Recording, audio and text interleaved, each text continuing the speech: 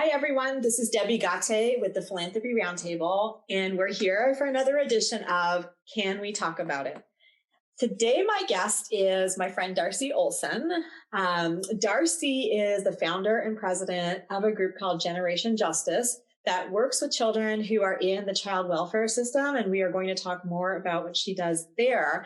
But the reason I invited Darcy today is because I think she has a very unusual story and a bit of a different family.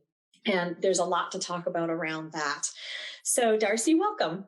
Thank you for having me on, Debbie. It's wonderful to see you, even if by Zoom. Yeah, agreed. Someday we will see each other in person and 2020 will be over.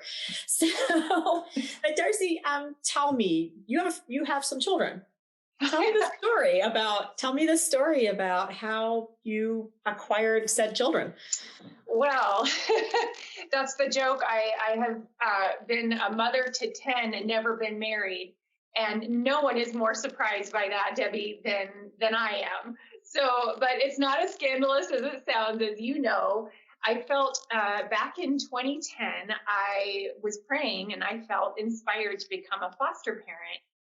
And I thought, because I was single, that where I could help would be with the teenagers. I knew there were a lot of teenage girls who might be in a little trouble and need somewhere to go.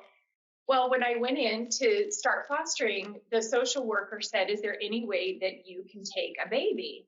And I said, "A baby, but I'm single and I'm working, and also don't you have any two-parent families to take in the babies?" And they said, because of the drug crisis, we have babies sleeping in government office buildings, in shelters overnight. And they said, if you can open a crib, we would be so grateful. And it broke my heart. And I thought, well, I'm a single parent, but I am definitely better than a government office building. So the first baby, I went to pick her up I got a call and they said, "We've got a baby boy waiting for you." And it turned out she was a beautiful baby girl. And I went up there and got her, and no one ever came for her. There was no family or anything. And so she went up for adoption. I didn't know that half of the children in the foster care system end up needing a family. So I did what any mother would do, and I kept her. And I just kept my heart open. And when I felt like it was time to open the door again, and I always thought, I can take one more. And I did that until I had taken in 10 and adopted 4. So this is always so much fun because there's Darcy and she's got 4 little ones. Before we talk more about them, I am going to ask you to tell us the difficult story about Angel. Oh, okay. I'm sorry, I didn't warn you about that. That is okay. It's so. I guess I would say sometimes people say they're afraid to foster because they're afraid that they'll get too attached or they'll get their hearts broken. And I'm here to say that is probably true and that probably will happen. But I'm also here to say that it's worth it, because love is not a job you can outsource. And as hard as it is for us as the parent or temporary parent, it is worse for a child who is being abused. So the story that you're talking about is one of the little ones I took in, who was a heavily drug-exposed baby.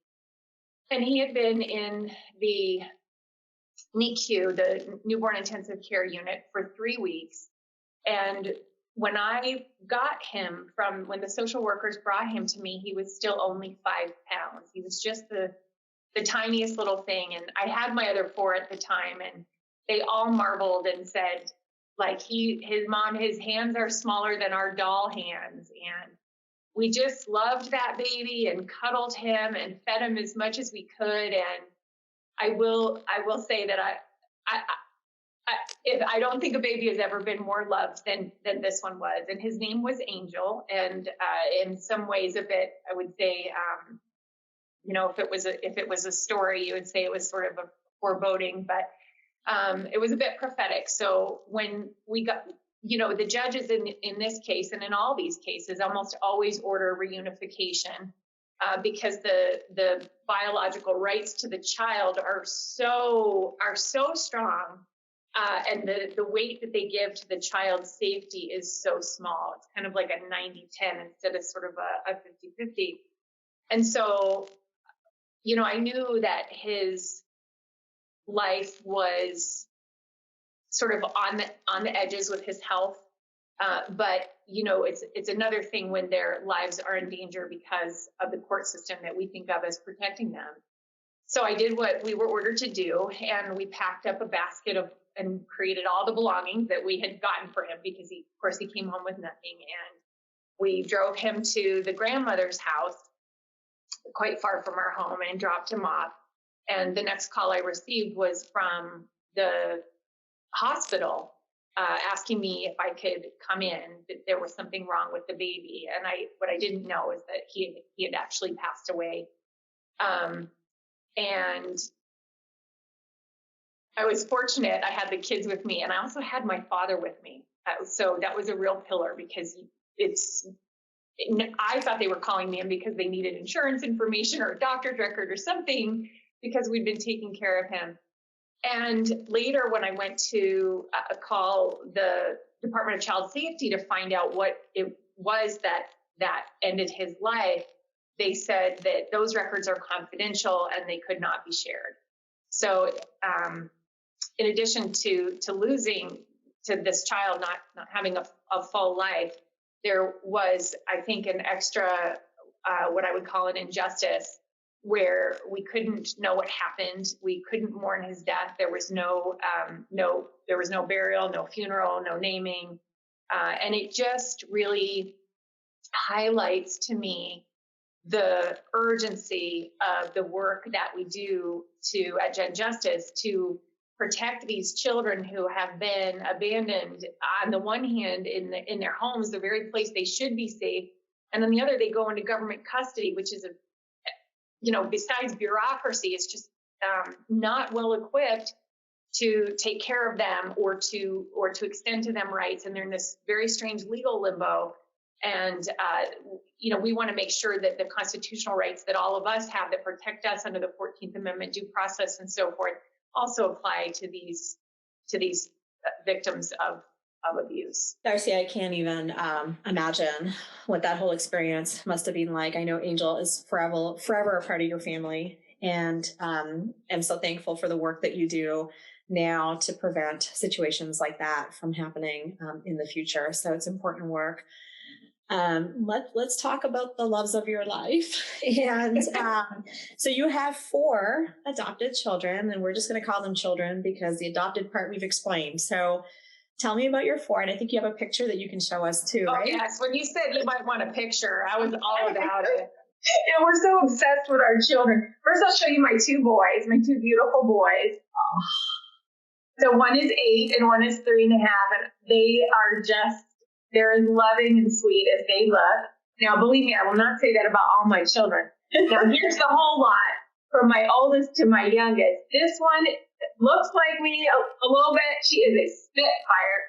And I always tell people it's genetic, but it is possible that it comes from me. And then here they are, from oldest to youngest. So very blessed by my treasures.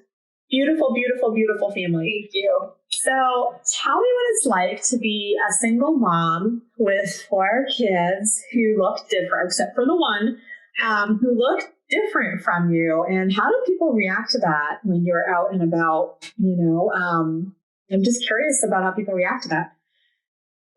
There are as many reactions as there are people, as you can imagine. So sometimes people think I have been offered several nanny jobs because people assumed I was nannying these many children in a group because they look different. I had someone come walk by the house and ask if I was running a daycare center and would they be able to drop their child there. And then mainly what I found is really positive reactions, which is when you're on a playground or you're going to church, or you're in the grocery store or the post office, there's something about joyful children in a little bunch, right? They're a little gang. They're so close in age. And people just light up. They light up with their smiles. They're curious because they don't all look the same, and yet their body language is similar. And they feel like family, but they don't necessarily look like family. So there's usually just sort of a curiosity and a joy. And then sometimes people will ask, and they'll usually say, they'll try to make sure the children are out of earshot and say, do you mind me asking, like, is this, like, your family looks a little special. Like, how did it come together? And, normally it's because people have had someone adopted in their family, or they were curious about adoption, or they were adopted. And mostly, I have to say, Debbie, it's very heartening what I have seen, because we hear so much about this huge divide in our country. And I really haven't experienced it on a personal level. What I see people saying is, they'll say things like, God bless you for taking in all of those children, and, thank you for what you do. And I always wished I could have more children. And do you think I'm too old to foster children? Or, and very, very overall, very positive comments. It is a special family. So I'm glad that people want to engage with you, and that, yes, the sight of a little group of children laughing and playing and just obviously showing their joy inspires everyone to feel the same way. So that's wonderful. I'm glad to hear that. So I'm curious now about your work. And obviously, this is not just a mission at home. This is a mission that you've taken on as a serious mission to really try to make sure the rights of these children are protected in the system. One of the first things I saw from you that got me really thinking about all of this was you shared some statistics about how many kids go missing altogether in the system. Could you tell us a little bit about that? Because I'm not sure many people know the numbers. So, Debbie, we were as surprised as you were to learn about this. And the more I dig, the worse the system looks. So overall in our country, about 5% of children at some point will end up in foster care. Most of them because they truly need to be there, mostly very severe abuse and neglect. Horrible, horrible, horrible stories. Occasionally you'll get a child who was a free-range kid who was wrongly taken and needs to quickly be returned home, and that certainly happens with a bureaucracy. But you're talking about a lot of children. These are the children of people who we've known for a long time have had problems, people largely with drug addictions, very serious alcohol addictions, mental illness, broken families. So, no one to take the children outside the system.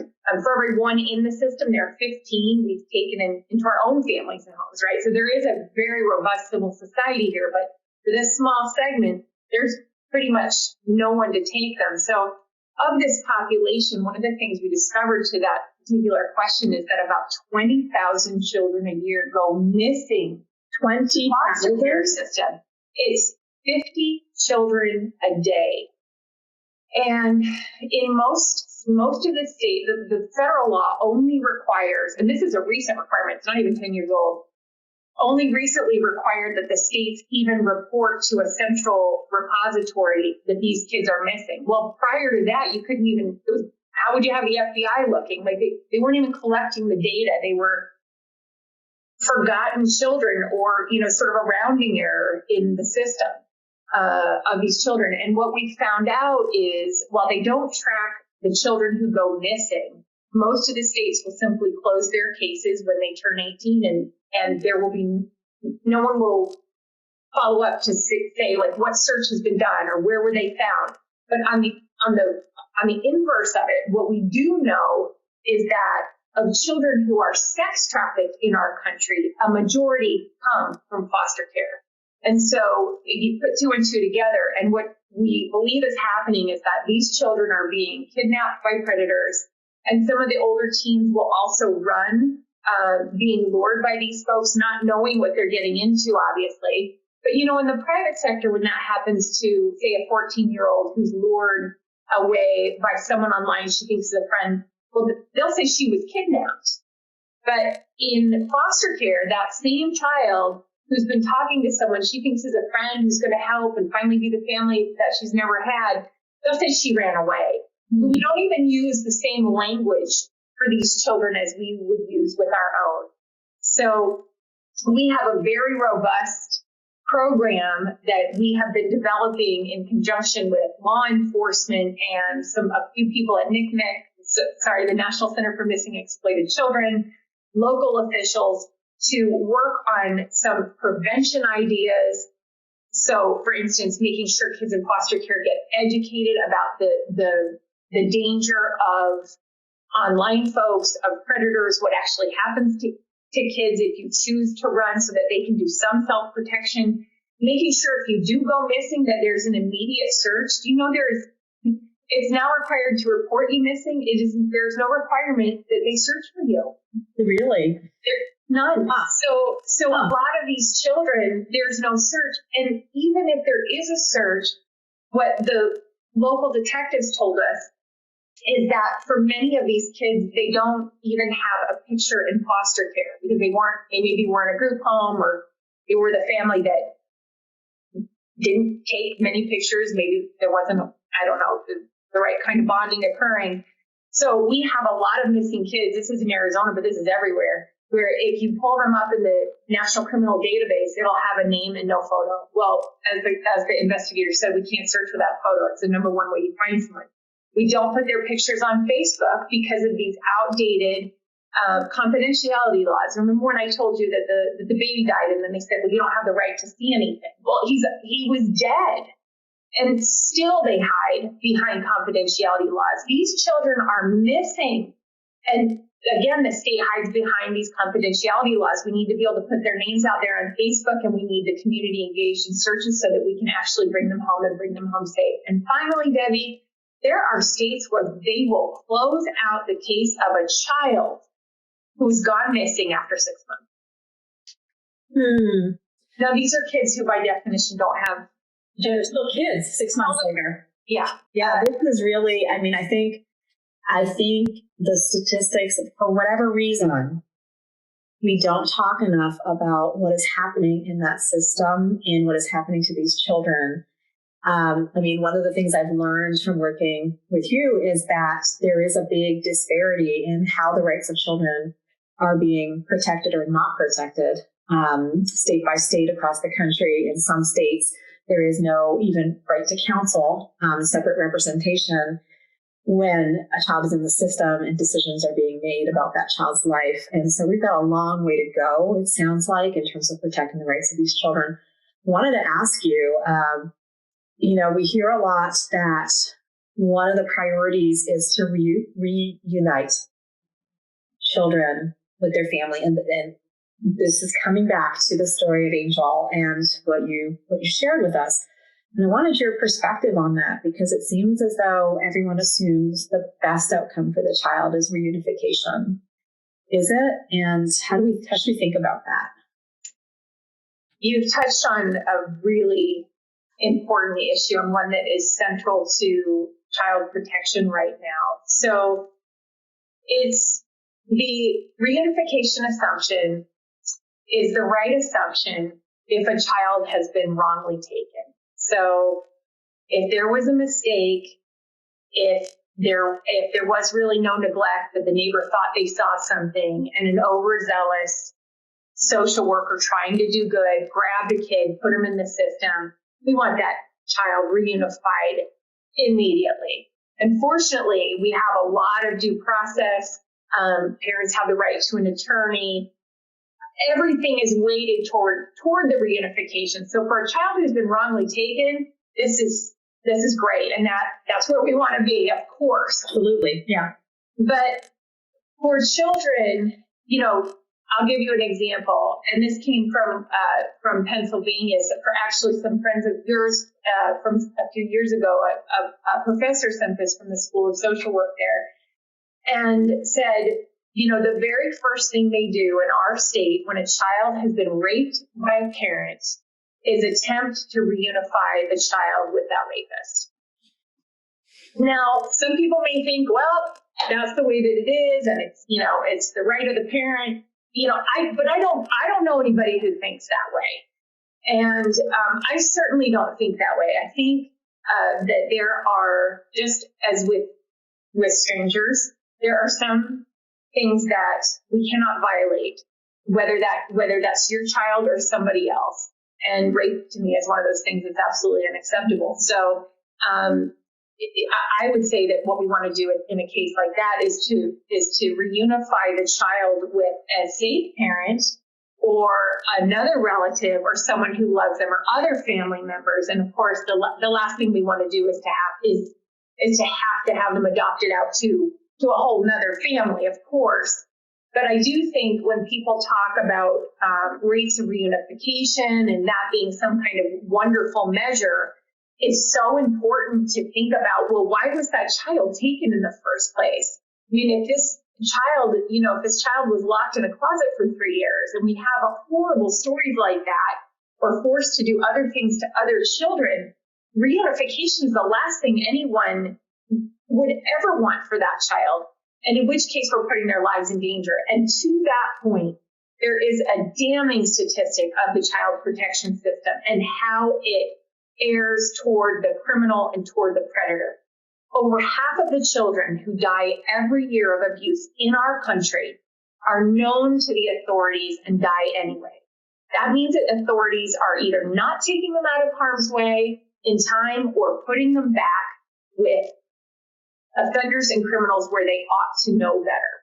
Mm-hmm. And so we have to do better to protect what I call the life interests of these abused children. We cannot always assume that a parent, unfortunately, has the best interest, because for some people, they don't. And that's a testament to it. And in those cases, we need to protect those children.